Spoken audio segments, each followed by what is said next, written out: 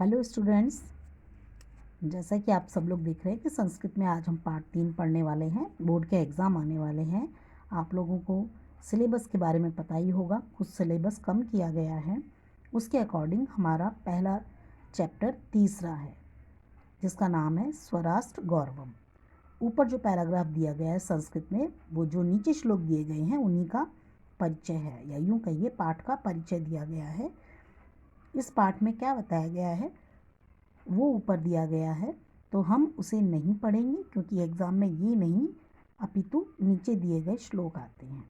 श्लोकों का आपको सप्रसंग व्याख्या करनी पड़ती है, उसी के आपको नंबर मिलते हैं।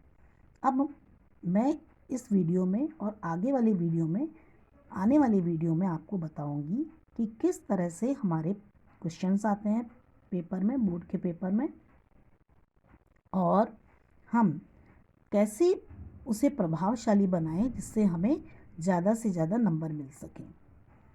तो सबसे पहले जो हमारा श्लोक का चैप्टर है, उस चैप्टर में जो श्लोक दिए गए हैं उन्हें देखते हैं। पाठ का परिचय स्वराष्ट्र गौरवम है, तो जैसा नाम से विदित होता है, अपने राष्ट्र का गौरव। हमारा भारतवर्ष कैसा है, हमारे भारतवर्ष की भूमि कैसी है और हम उस भूमि को क्या मानते हैं। तो पहला श्लोक मैं पढ़ती हूँ। उत्तरम यत समुद्रस्य हिमाद्रैश्चैव दक्षिणम वर्षम तद भारतम नाम भारती यत्र संतति। देखो बच्चों, जो श्लोक में संधि युक्त शब्द हैं, आप जब व्याख्या करेंगे एग्ज़ाम में तो सबसे पहले प्रसंग लिखेंगे। प्रसंग में 5 बातों का ध्यान रखा जाता है। सबसे पहले तो आपको अपनी पाठ्य पुस्तक का नाम पता होना चाहिए। उसके बाद हमारा जो पाठ जिसमें से श्लोक दिया गया है उसका नंबर क्या है, कौन से नंबर पर आता है। जैसे ये हमारा पाठ 3 है, तो पाठ 3 से, और हमारे पाठ का नाम आपको पता होना चाहिए। पाठ का नाम के बाद 3 बातें हो गई। सबसे पहले पाठ्य पुस्तक का नाम, पाठ का नंबर, किस क्रम में है वो पाठ, फिर पाठ का नाम क्या है, उसके बाद उस पाठ के रचयिता कौन है, या श्लोक दिया गया है तो वो कहाँ से लिया गया है, और आखिर में आता है कि उस श्लोक में क्या बात बताई गई है। 1 या 2 पंक्ति में आपको वो लिखना होता है। अब जैसे इस श्लोक में भी पहले हम श्लोक का अनुवाद देख लेते हैं। और एक बात ध्यान रखना बच्चों कि जब आप एग्ज़ाम में लिखते हो तो वर्ड टू वर्ड अनुवाद लिखने की ज़रूरत नहीं है आपको, या यूँ कहिए कि आपको जो श्लोक में बताया गया है, जो श्लोक में हमें बात बोली गई है, वो ही आपको समझा कर लिखनी है। उसके लिए आपको वर्ड टू वर्ड मीनिंग लिखने की आवश्यकता नहीं है। तो पहले तो आप प्रसंग लिखेंगे, प्रसंग में 5 बातों का ध्यान रखेंगे और उन्हीं को जोड़ते हुए प्रसंग हमारा तैयार हो जाएगा।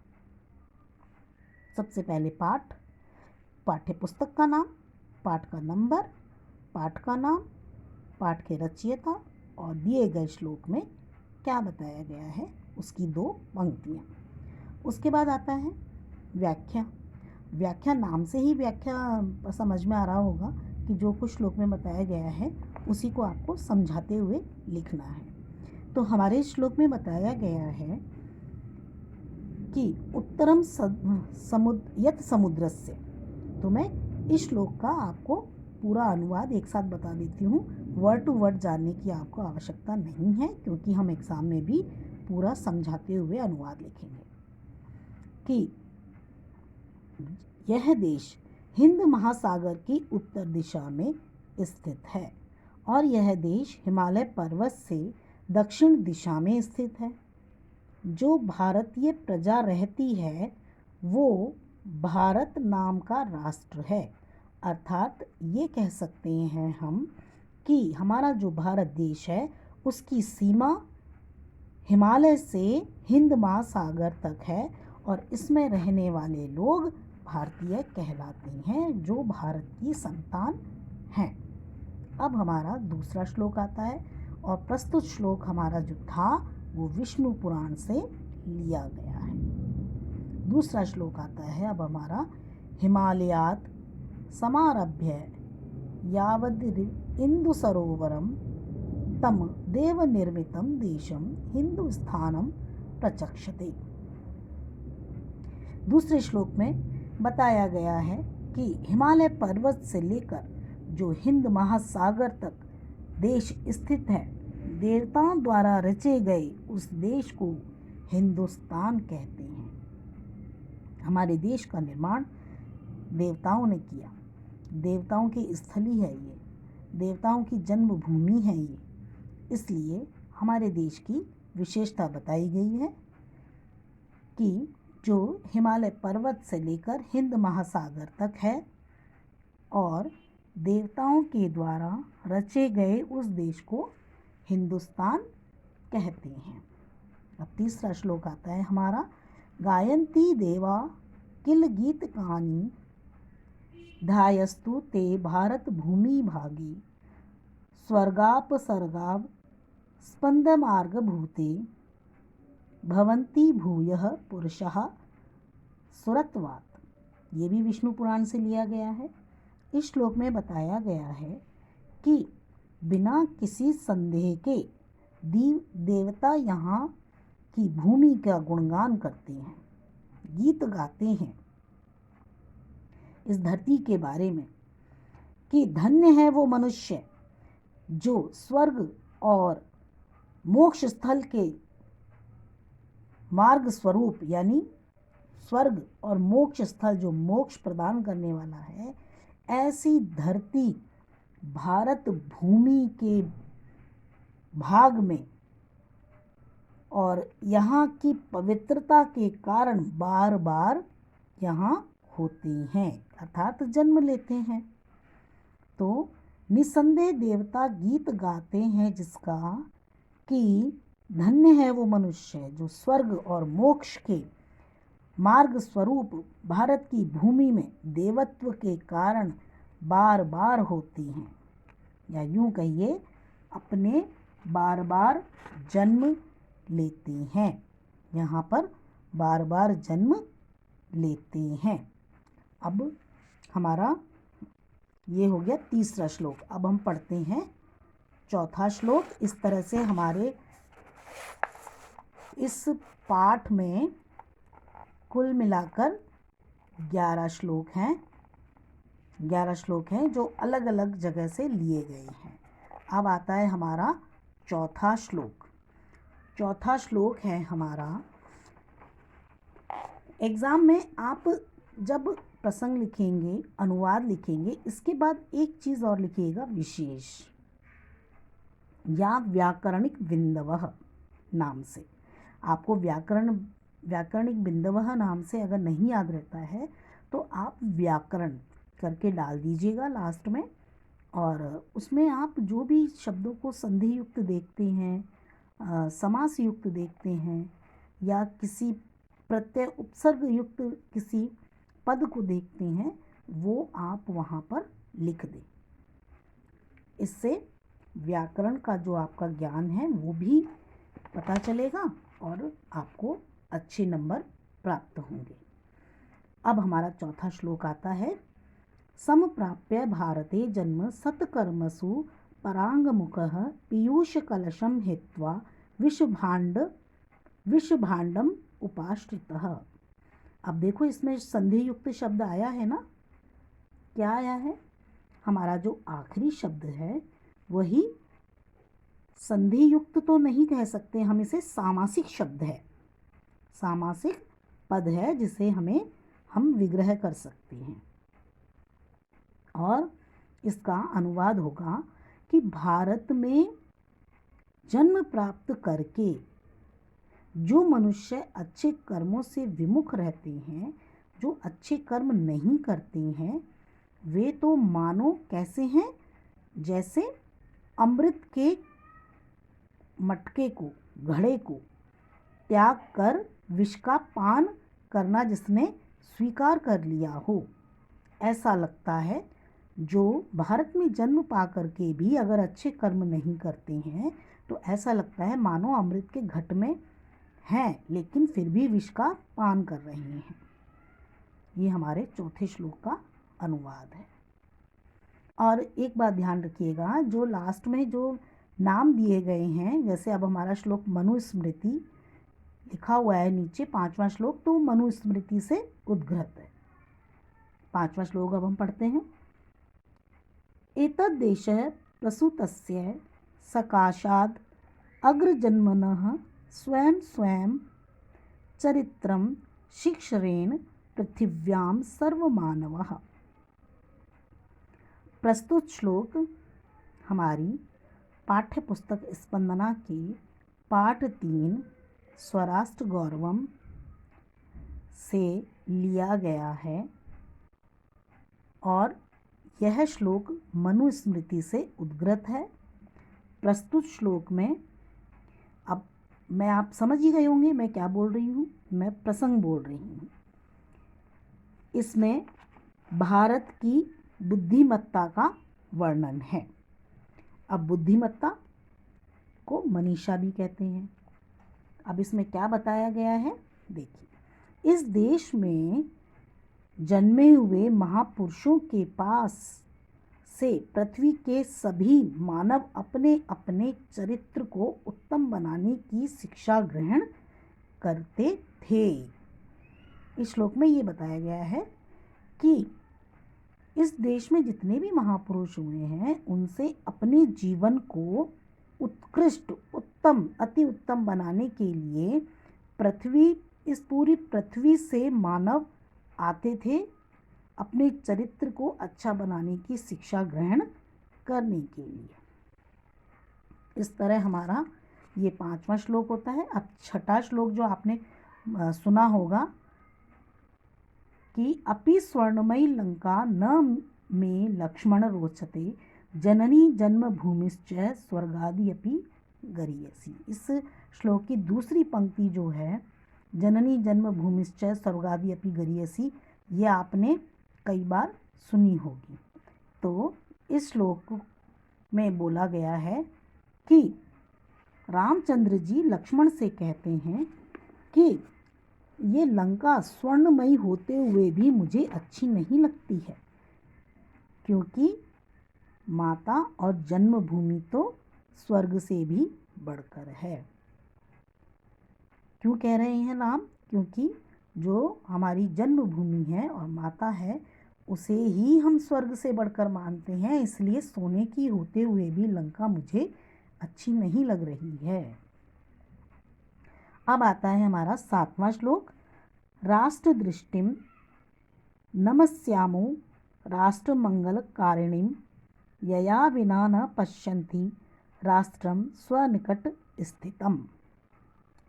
प्रस्तुत श्लोक में बताया गया है कि राष्ट्र का कल्याण करने वाली, अपने राष्ट्र का भला करने वाली राष्ट्र दृष्टि, जिसके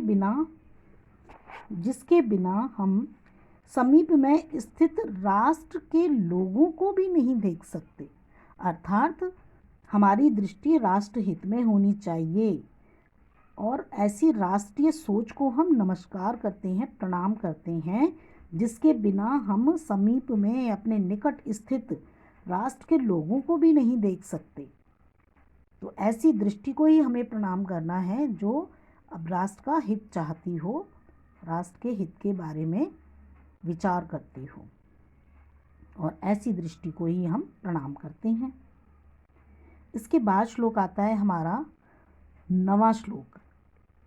नहीं, हाँ, पहले 8वां आएगा उसके बाद 9वां आएगा। हाँ, समान संस्कृति मताम यावती पितृ पुण्यभूः तावतीं भुव आवृत्य राष्ट्रमेकं निगद्यते। अमृत वाग्वाचार्य से लिया गया है और बताया गया है कि समान संस्कृति वाले लोगों की जहाँ तक, यानी सबकी संस्कृति समान है, और जो पीढ़ी दर पीढ़ी जो पुराने अपने पूर्वज हैं उनकी पावन भूमि भी यही है, और जिनकी संस्कृति भी समान है, उन सबको एक साथ लेकर ये राष्ट्र राष्ट्र कहलाता है।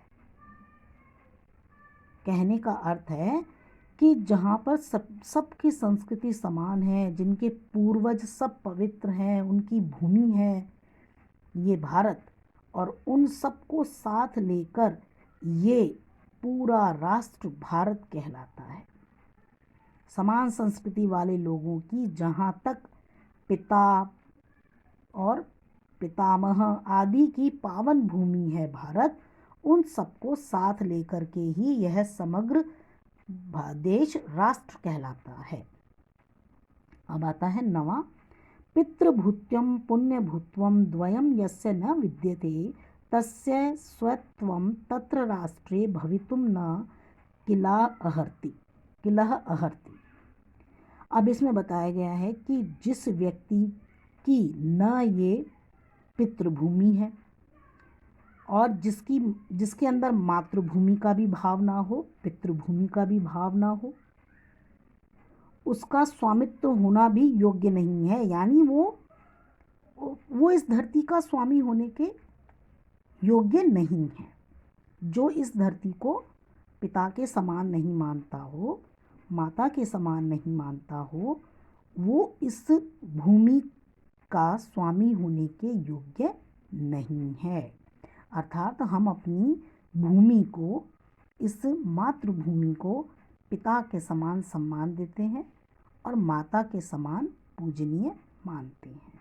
इसलिए कहा गया है श्लोक में कि जो व्यक्ति न तो इसे पितृभूमि का भाव देता है और न ही मातृभूमि का भाव देता है, वो इस भूमि का स्वामी होने के योग्य नहीं है। अब हमारा आता है 10वां श्लोक, राष्ट्रस्य उत्थान पतने राष्ट्रियान अवलंब्य ही भरतस्य सर्वदा क्षणीयास्तु राष्ट्रिया। क्या कहा गया है कि राष्ट्र निवासियों का अवलंबन लेकर ही जो राष्ट्र में रहने वाले लोग हैं, उन लोगों का सहारा या उनके बिना किसी भी राष्ट्र की उन्नति और अवनति संभव नहीं है। ये तो हम सभी जानते हैं कि वहाँ के रहने वाले व्यक्तियों से ही किसी भी राष्ट्र की उन्नति और अवनति होती है। तो राष्ट्र के निवासियों का अवलंबन लेकर ही राष्ट्र की उन्नति और अवनति होती है।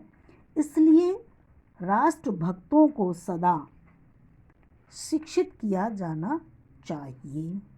इसलिए राष्ट्र भक्तों का विशेष ध्यान रखना चाहिए और सभी राष्ट्र के निवासियों को शिक्षित होना चाहिए। हमारे इस पाठ का आखिरी श्लोक, विद्या शस्त्रम शास्त्रम च द्वे विद्यते प्रतिपद्यते शस्त्रेण रक्षिते राष्ट्रे शास्त्र चर्चा प्रवर्तते। अब इस श्लोक में बताया गया है कि सबसे पहले आप इसका, क्योंकि हमारा आखिरी श्लोक है, तो एक बार फिर से प्रसंग हम सुन लेते हैं ताकि आपको याद रहे प्रसंग कैसे लिखना है। सर्वप्रथम किसी भी श्लोक का प्रसंग लिखेंगे। प्रसंग में क्या लिखेंगे? यह श्लोक हमारी पाठ्य पुस्तक स्पंदना के पाठ 3 स्वराष्ट्र गौरवम पाठ से लिया गया है। यह श्लोक चाणक्य नीति से संकलित है। इस श्लोक में कवि या नीतिकार कहता है कि शस्त्र से सुरक्षित राष्ट्र ही, जो राष्ट्र शस्त्र के द्वारा सुरक्षित होगा, उसी में शास्त्र की चर्चाएं संभव होंगी। अब आता है इस श्लोक की व्याख्या। व्याख्या में हम क्या लिखेंगे? शस्त्र विद्या और शास्त्र विद्या ज्ञान प्राप्ति के लिए ये दो साधन हैं, क्योंकि शस्त्र के द्वारा राष्ट्र की रक्षा होती है और सुरक्षित राष्ट्र में ही शास्त्र की चर्चा होना संभव है। ये हमारा आखिरी श्लोक था। इसके अलावा बच्चों एक चीज़ और मैं बताती हूँ आपको कि श्लोकों की संस्कृत में भी व्याख्या आती है। उसके लिए आपको जैसा मैंने हिंदी में प्रसंग बताया है उसी को संस्कृत में एक तरह से मैं ऐसा कहूँगी कि आप रट लीजिए। बहुत सरल है, बहुत कम संस्कृत के शब्द होंगे, उनमें ये 5 बातें जो मैंने बताई हैं हिंदी में वो ही आपको संस्कृत में लिखनी होगी। तो बहुत कम शब्दों में ही ये 5 बातें आ जाएंगी।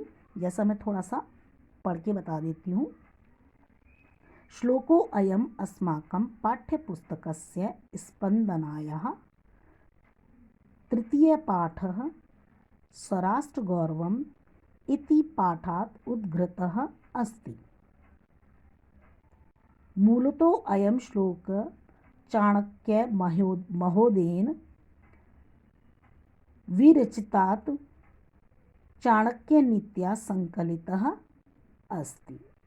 श्लोके अस्मिन् कवि नीतिकार कथयति यत्र शस्त्रेण सुरक्षितः राष्ट्रः एव शास्त्रचर्चां कर्तुं समर्थः भवति।